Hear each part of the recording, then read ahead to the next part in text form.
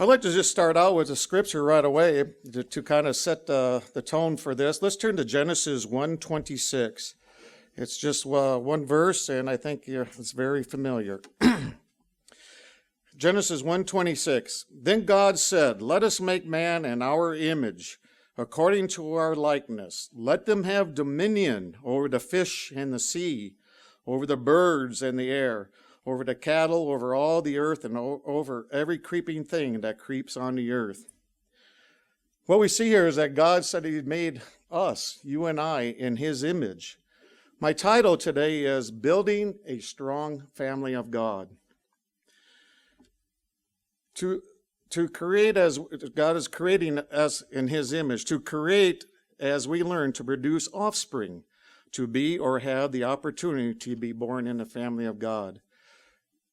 He is building a family, isn't He? He wants a lot of offspring, so that's why He tells us to be fruitful and multiply, because He's building a family, as what the feast pictures. The Feast of Tabernacles pictures a family, doesn't it? A family of God, a future family born in the image of God.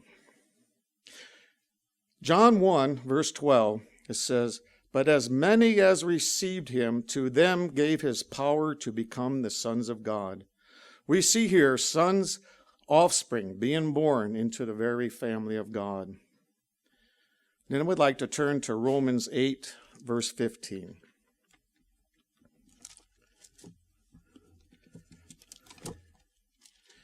Romans 8 was here somewhere. I didn't mark my Bible again, as I usually forget.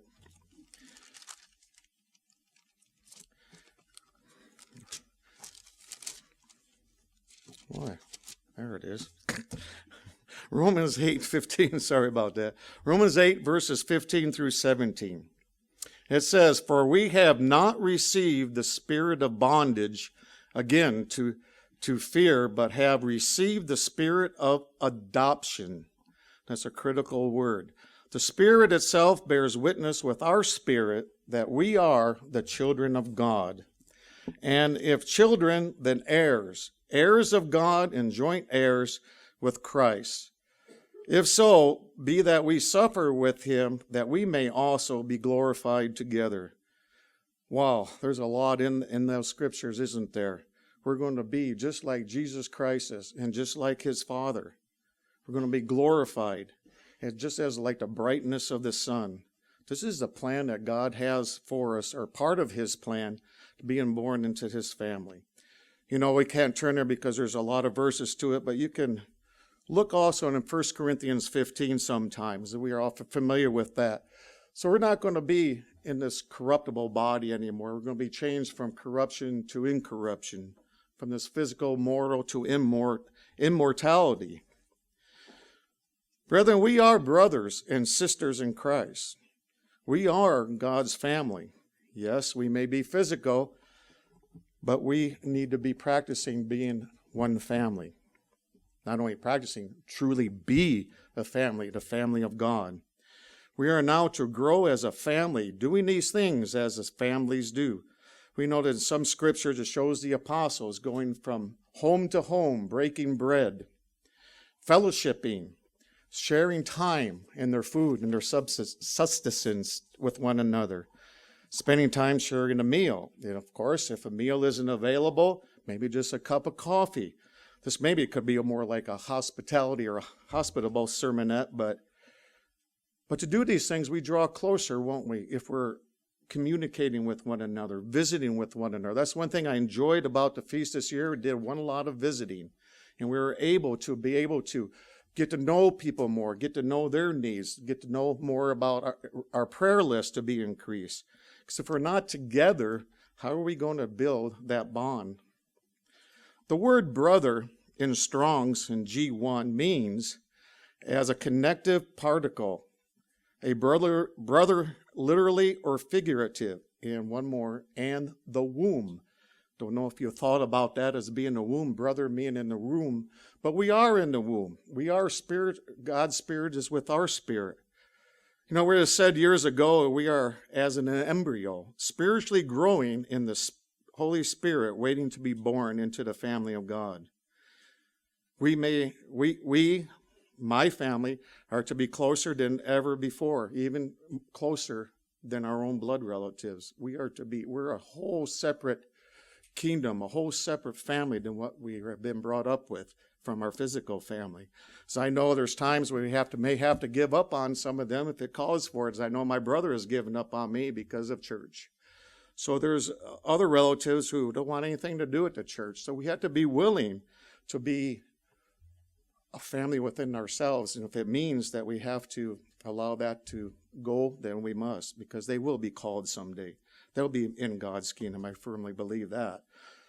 But in Deuteronomy 5:16, I know this is the day we're supposed to have blessing with little children. I kind of geared this around that, but I don't think we have any children here to bless. But it is in with the family theme. Deuteronomy 5:16, honor your father and mother, as the Lord your God has commanded thee, that your days may be prolonged, and that it may go well with thee in the land which the Lord your God gives thee. Where we are now is where we need to be. Children, there is so much happiness and joy when we are obedient to our parents or parent, whatever the situation may be in our lives, because God has a promise. If we're honoring our family, our mothers and fathers, what is it? There's a blessing in that. I know when I was young, and maybe some of the younger kids here my superheroes were like Superman and Batman, and, as time went on, the Transformers, these great, powerful beings. All that power means nothing, although it is fake, of course, but let's think the power that you will have if we're obedient to our God and going this way in the kingdom of God and following the way and to be baptized in the family. You'll be bright as the sun, just as the power of Jesus Christ. What a blessing that will be, isn't it, if we're obedient and following the way of God.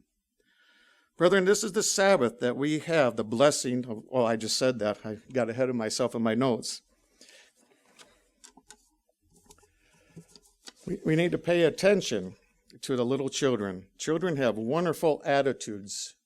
They're more humble.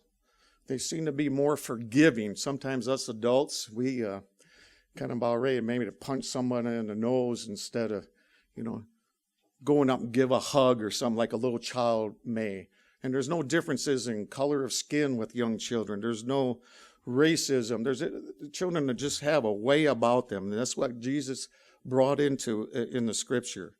As we could turn to Matthew 19 in verse 13 through 14. There brought unto him little children, that he should put his hands on them and pray. And the disciples rebuked him. The disciples didn't understand a lot of things, it seems like, because why would they push little children away from Jesus? They just didn't understand it. He used the little children as an example. And in verse 14, but Jesus said, suffer the little children, and forbid them not to come unto me, for if such is the kingdom of heaven. We adults truly need to be as a little child, humble and loving and forgiving. So the scripture we all know very well, unless there's someone new here. No, there isn't, I don't believe. But in Psalm 133, we're very familiar with that. Behold, how good and how pleasant it is for brethren to dwell together in unity.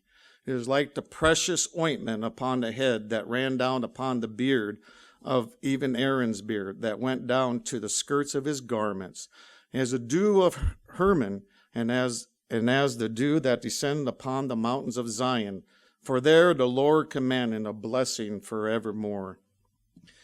How good and how pleasant it is. Wouldn't it be wonderful if all the church of God's were, we think the same, but we seem to be separate for some reason. There needs to be unity in a closer family unit between all the churches. And I think there's a good spirit there. We do believe a lot, but there seems to be that little separation for some reason. We are all in the womb of the church, soon to be born in that one great family. We must see each other as a family, and to be committed, we must leave all behind that needs to be left behind to serve God and man. just as is brought out in Matthew 22, verses 37 through 38. To build unity, we must not forsake the assembling of ourselves. We must be here to fellowship, to take part in the spiritual conversations. At baptism, we became a family. It wasn't just me being baptized and just me alone. We're a family. That's a lot different. When we greet one another, are we greeting old John Doe and Sally or whatever? How about my sister Sally or my brother John? Instead of looking at as individuals, some person who we just know at church, how about making it more like a family, a greeting? Yes, the feast was a little taste of the good to come, but most of all, it teaches unity, love, and faith to God, and love to one another. So, brethren, let's build the family of God, breaking bread, sharing our lives with one another, and preparing to be born into the spiritual family. And we know that the family has to be strong. In any civilization, a strong family is a strong country. We can see where the families are in disarray in our country and look at all the problems that are out there. So we in the Church of God need a spiritual family, a close family unit. If we are not in unity, the family suffers. So brethren, let's be one family, close together, and let's start breaking bread.